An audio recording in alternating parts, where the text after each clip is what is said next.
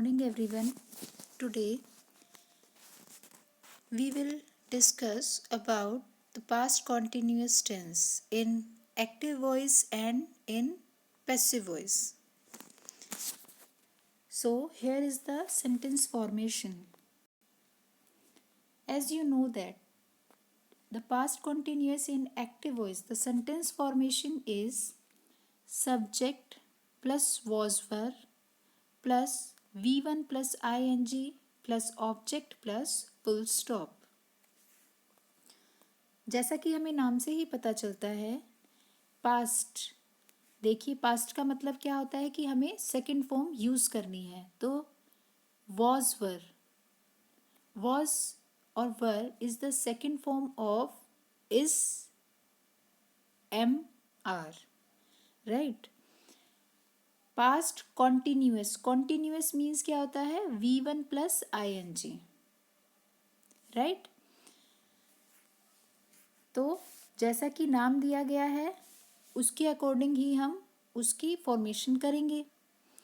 This is the formation for the positive sentence in past continuous tense. If you talk about how to change active voice to passive voice in past continuous tense, then it will be, जैसा कि आप जानते हैं कि जब हम active voice को passive voice में चेंज करते हैं तो जो ये वाला ऑब्जेक्ट होता है ये किसका, ये क्या बन जाता है, सब्जेक्ट में चेंज हो जाता है. जैसे कि यहाँ पे हो गया है, इसे क्या कहेंगे हम, convert object to subject, right.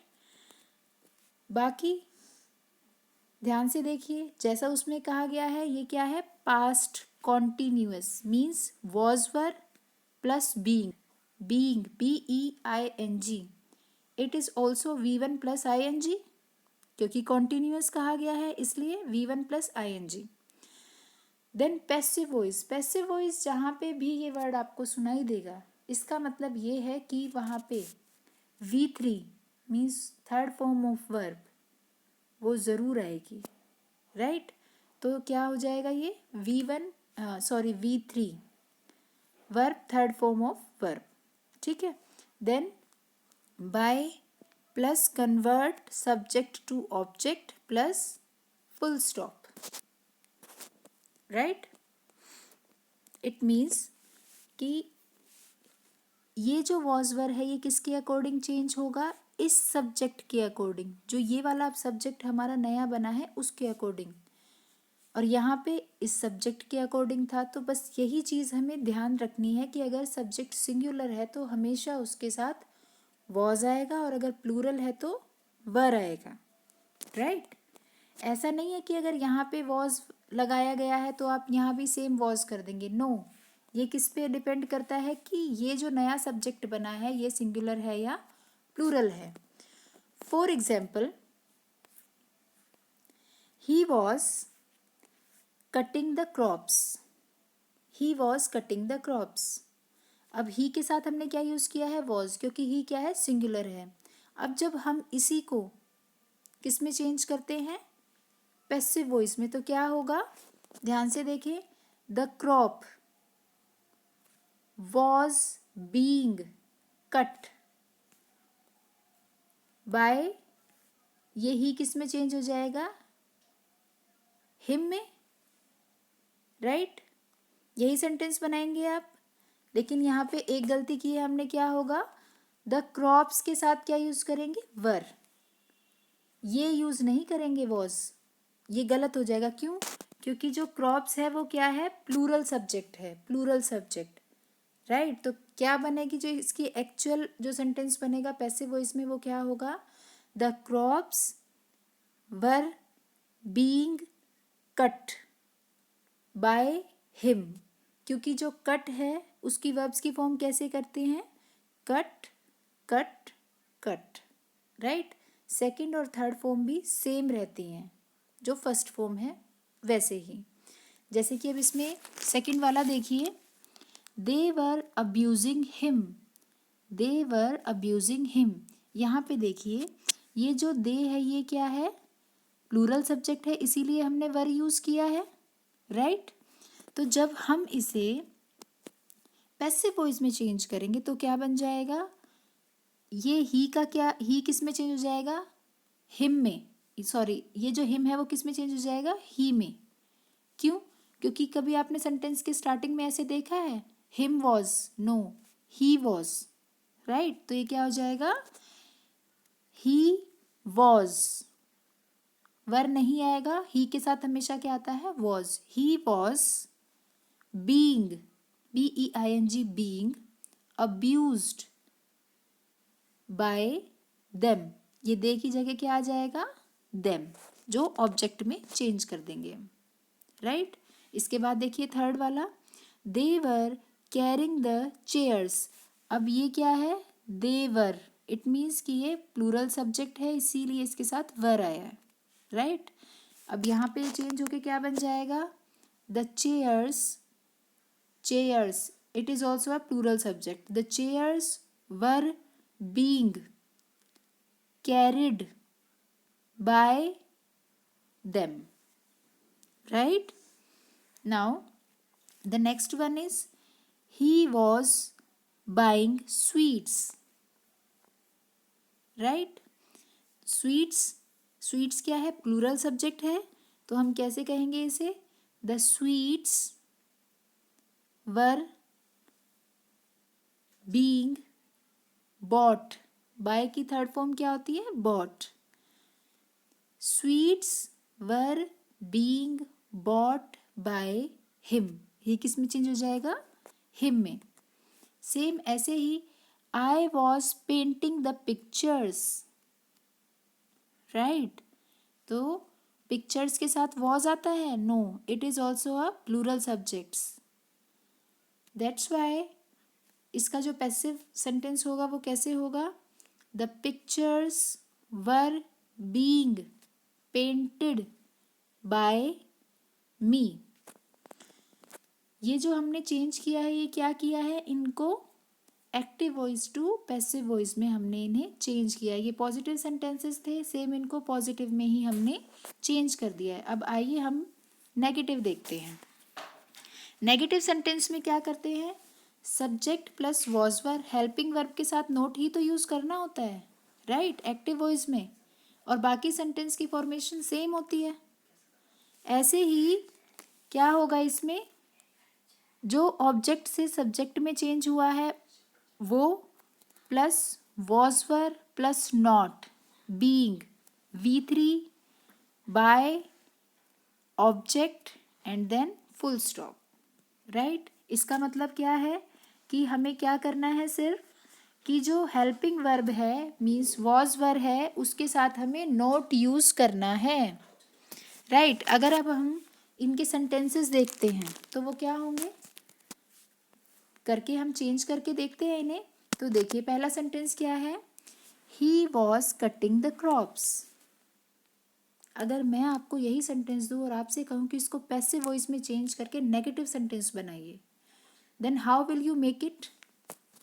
It will be like, the crops were, अब वर क्या है, हेल्पिंग वर्ब है ना, तो उसी के साथ हम क्या कर देंगे, नोट यूज करेंगे। The crops were not being cut by him, full stop, right.